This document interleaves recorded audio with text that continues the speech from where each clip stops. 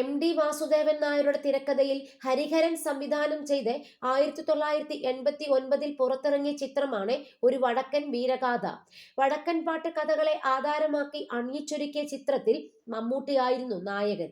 4 ദേശീയ അവാർഡുകളും 8 സംസ്ഥാന അവാർഡുകളും നേടിയ ചിത്രം ഇന്നും ക്ലാസിക്കായി വാഴ്ത്തപ്പെടുന്നുണ്ട്. ഫെബ്രുവരി 7-ന് റിലീസിനൊരുങ്ങുകയാണ് ചിത്രം.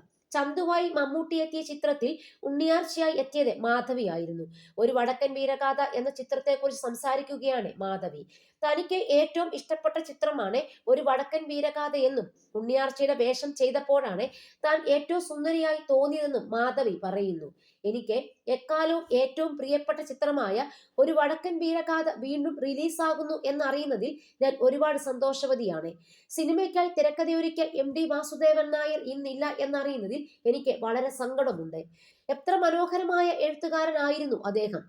സാഹിത്യ ലോകത്തിന് അദ്ദേഹത്തിന്റെ വിടവാങ്ങൽ വലിയ നഷ്ടമാണ് ഉണ്ടാക്കിയിരിക്കുന്നത്. വടക്കൻ വീരഗാഥയുടെ സംവിധായകൻ ഹരിഹരൻ എനിക്ക് ഗുരുനാഥനാണ്. അദ്ദേഹത്തിനോടൊപ്പം ഞാൻ ഒരുപാട് സിനിമകൾ ചെയ്തിട്ടുമുണ്ട്.